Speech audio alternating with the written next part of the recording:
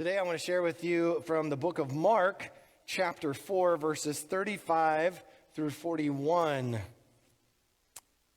As evening came, Jesus said to his disciples, "Let's cross to the other side of the lake." And so they took Jesus in the boat and started out, leaving the crowds behind, although other boats followed. But soon a fierce storm came up. High waves were breaking into the boat, and it began to fill with water. Jesus was sleeping at the back of the boat with his head on a cushion. The disciples woke him up, shouting, "Teacher, don't you care that we're going to drown?" Jesus woke up. He rebuked the wind and said to the waves, "Silence, be still." And suddenly the wind stopped, and there was a great calm. And then he asked them, "Why are you afraid? Do you still have no faith?" And the disciples were absolutely terrified. "Who is this man?" they asked each other. "Even the wind and waves obey him." This is God's word for God's people. You may be seated. And I know I forgot to. Those of you worshiping with us online, you are welcome here too. And I pray that you feel free and comfortable to put a prayer request in the comments. And that way we can continue to pray for you and join in you together with you in this. So how was your week? Long. I heard long. I agree. Long. Up, down, bad, and good. There's somewhere in between bad and good too that sometimes we are. Somewhere in there. Whatever it was, I hope that you have had the recollection that we're still a people of God on mission. And so we can recognize that and find out how we're doing. How was our worship this week? How was our time of reflection? We get to look at ourselves. How was our prayer life? How did that go? Did we study? Did we learn anything new? How did we help someone out? How did we serve? 5 easy ways at the end of your week. Go, all right, what did I do this week? How did I do? It's pretty simple. You caught me early, before anything started. Happy 6th Sunday of Easter. Woo! Jesus is risen. Woo! Yes. I'm telling you, I'm going to start that. I'm going to pen my own new liturgy around the Eastertide weeks. Hopefully it'll catch on. And what we've been doing during the Eastertide is what happens after Jesus rises from the grave is that his disciples are changed. They're made into something different because of what they've seen. They see him alive. He was once dead. Now he's alive. He ascends to heaven. He sends back the Holy Spirit. And now they're filled with this Spirit. They don't have a copy of the New Testament. They don't have a building that they can come to and worship. So they are doing the only thing they know, and the only way that early church grew was with the power that was in their personal testimony to the resurrection. How can our life look like that? That's the way we started this month. Stay humble. Talked about how our humility can lead us to not realize that maybe we're not the only thing in the world. We're not the only person in the world. There's other people. I saw people parking cars yesterday. I don't think they know that there are other people. Just an FYI, they're out there. Makes me go, oh, am I that way? Do I need to do better? Just saying. Stay humble. Humility is one of Jesus' great characteristics. The creator of the universe took off his outer robe, wrapped a towel around his waist, and washed the disciples' feet. That's humility. We talked about staying hungry, didn't we? Yeah, we did. What are we hungry for? Are we hungry for stuff of the world, or are we hungry for stuff of God? What's going to stand the test of time? I know that donut ain't going to last very long if it's in front of me. But God is forever. And so this week we pick it up and we find Jesus emulating the stay positive idea. I did a lot of research this week. I started my research, and what I was hoping to find was what can negativity do to harm us? So I searched the power of negativity, thinking to myself that I would find all these horrible aspects of being a negative person. That is not exactly what came up first. I actually found a list of 8 books right at the top of my search. All of them were talking about how the power of negativity is helpful. No lie. The greatest one, a book by Bobby Knight. That gets everybody to chuckle when I say that. The power of negativity. If you focus in on the negative things, you'll be able to fix them. And I'm sure if you were a player who played for Bobby Knight, you were motivated by negativity every day. I don't ever want to not set that screen again, right? I don't want to ever not pass to my teammate the way he told me to ever again. There's some negative connotations there, right?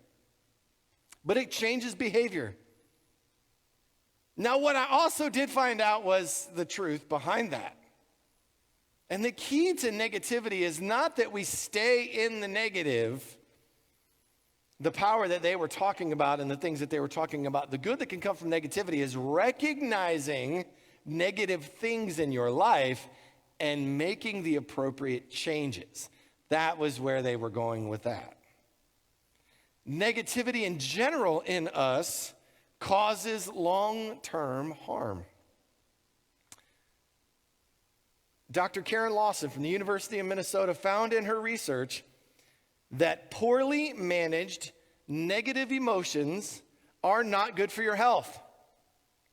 Negative attitudes and feelings of helplessness and hopelessness can create chronic stress, which upsets the body's hormone balance and depletes the brain of chemicals required for happiness, and it damages the immune system. How many of you at one point during this week have said, "Oh, these gas prices are killing me"? How many of you have said that out loud more than once? How many of you have posted it to Facebook? And I'm just talking gas prices. And I'm not talking about everything else in the world that you're doing. Right? We are creatures of negativity. And the best way to do that is to avoid the poorly managed part, as she calls it.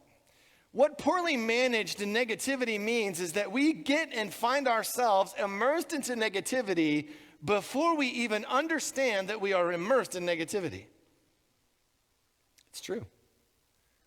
I am a perfect example. I had to drive in Cincinnati yesterday. It does not take long before you can see the effects of driving in that kind of traffic on me before it compounds, and it gets worse, and it gets worse, and it gets worse. It's very simple, very easy. Boom, boom, boom, boom, boom, boom. And it's just an escalation of this. And it's not a logical thought process. It's not you really need to be upset with all these people that don't know how to drive.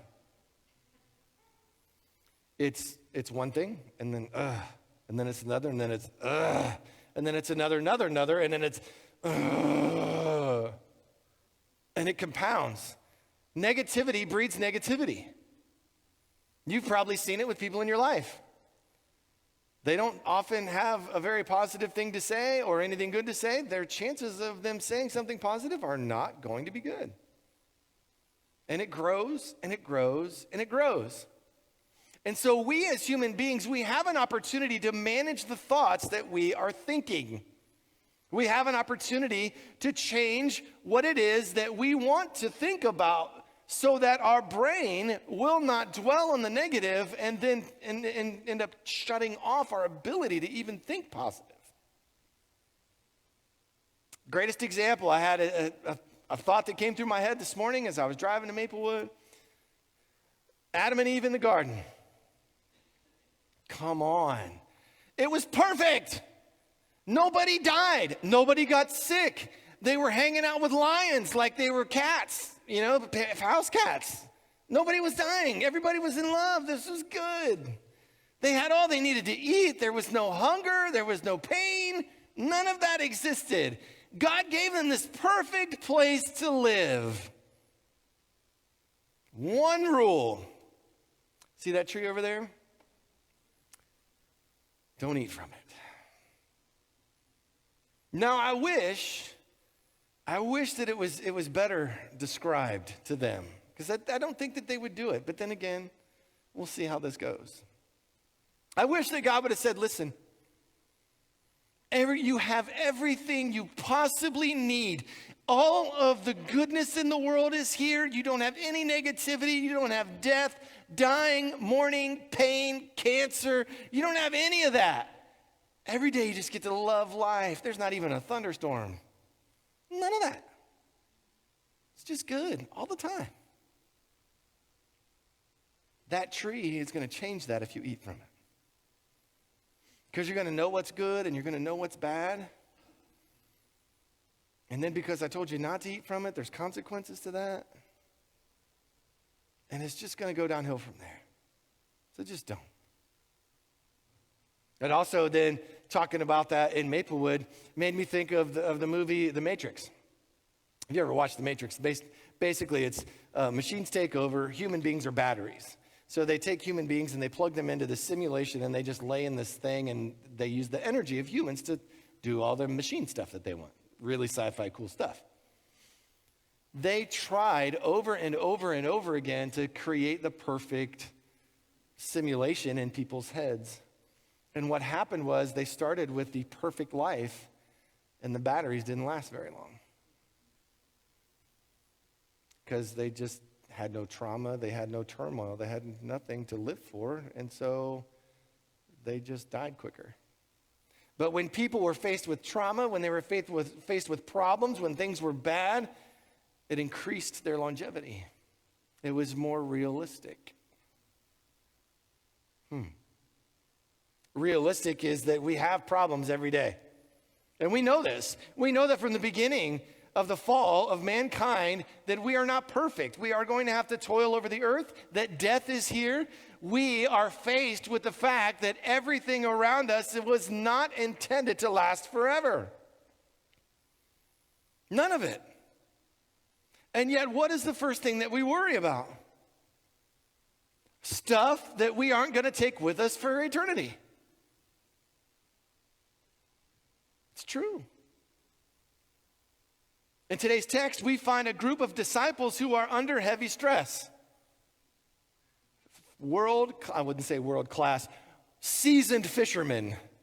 They've been doing this a while. This is their job, was to go out and fish. I'm sure that they've been in a boat in rough seas. They've been in rough waters before. They've seen this. What was it about this storm that made it so bad? So much so that this stress overwhelmed them and the negativity was at an all-time high, so much so that they were overwhelmed by it.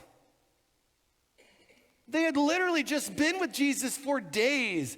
He has been speaking parable after parable and teaching and healing. And Jesus finally says, man, I need a break. Let's get in the boat and we'll cross the Sea of Galilee. And so they're like, okay. Jesus knew that he needed a rest. And so they get in the boat. Jesus is taking a nap, right? And the storm comes. They know who Jesus is. They've been with him. They've lived with him. They know who he is and what he's capable of. They even believe that he's the Messiah. Why would they be scared? That's what we say thousands of years later without being in the boat. Come on, he's Jesus. How many of us react the same way to things in our life, even though we know Jesus is in our boat? Today's text is a metaphor of our life. It really is. We want Jesus in the boat with us, But we always seem to forget that he's there. We always seem to forget what he can do, and we always forget how the story ends. So they took Jesus in the boat, started out, leaving the crowds behind, although other boats followed. And soon a fierce storm came up. High waves were breaking into the boat, and it began to fill with water. How many of us believe that, man, we've done this? I've got this relationship with Jesus. I said that sinner's prayer. I've come to this place. I've taken communion. I've been baptized. I mean, whatever it is that you equate to salvation or Christ. Why do I still have bad things happen to me? It's supposed to be perfect. No, it's not. It's not supposed to be perfect. We're not there yet. We're not too perfect yet. This world is fallen and it's broken. And what happens is we constantly are going to have our boat filled with water. We are constantly going to have the storms of life raging and back and forth, back and forth. It's not going to be perfect. It's never going to be. Not since Adam and Eve ruined that for us. But rejoice, church, there is a place that Jesus is trying to get even those disciples to understand. It's not about the storm that you can see. It's about an eternity that you can't. Jesus was sleeping in the back of the boat with his head on a cushion. I can only imagine the God, the creator of the universe, violent storm, enough to shake the nerves of seasoned fishermen, and he's just, I will say this. Once you've been preaching for so long, and like he had been for days, man, you're going to have a nap. It's going to take a nap to get you back to right. How many of us have faced this, though? How many of us have said, what are you doing? Why are you sleeping? Teacher, don't you care that we're going to drown, they said. We've been there. We've had turmoil in our life. We've had chaos. We've had sickness. We've had disease. We've had death. And in the midst of it, we cry out to God and we lift our hands up and we're like, why? God, don't you love me? What have I done? Can I do anything? Why are you not with me? We've been there. And what we really need is to understand that Jesus is still in the boat. He woke up. He rebuked the wind and he said to the waves, silence, be still. Suddenly the wind stopped and there was a great calm. I can't imagine what they felt in that moment, but when he asked them, he said, why are you afraid? Do you still have no faith? These men have been with Jesus. They've been with him for a long time at this stage. They've watched him give sight back to the blind. They've watched lame people walk, the paralyzed stand upright. They've watched him change life after life after life to the point where they've actually even uttered the words, yes, Jesus, you are the Messiah. So why are they afraid? Is it because they have no faith? See, when you feel comfortable in this relationship with Christ, the world is going to remind you that it's still the world. It is going to push you into a corner, and it's going to see what you believe. And the disciples then are no different than we are now. The world is a constant proving ground of whether or not we believe in this eternity that we say we believe in when we talk about Jesus. Depending upon what you're watching, depending upon what you're viewing, depending upon what you're putting into your mind over and over again, it can literally take only a few seconds to wake up in the morning and immediately be in a bad mood. Who can say yeah? It might be the circumstances that our life is currently in. It might be the news, which, for your information, the news is designed to be negative because that draws you to come back. It's actually more powerful to the brain and the brain chemistry than positive, which is why they keep doing it. And we keep falling for it. over and over and over again. It could be that you have some so-called friends who posted something on Facebook that you didn't agree with. It could even just be the weather. One of the things that we have is the ability of knowing who Jesus is, what he has done for us, and where our eternity lies because of him. Sometimes it takes that simple of a thought process. We are worried about a lot of things, are we not? Worried about our house, car, job, kids, family, friends. How many of us have complained about the price of gas this week? It adds up over time. And I'm not here to tell you to leave your job and go stand on a street corner and talk about eternity. What I'm here to tell you is it's not worth your worry. It's really not. I was on my way from Maplewood to here, and Phil Wickham's song, Always Been You, came on.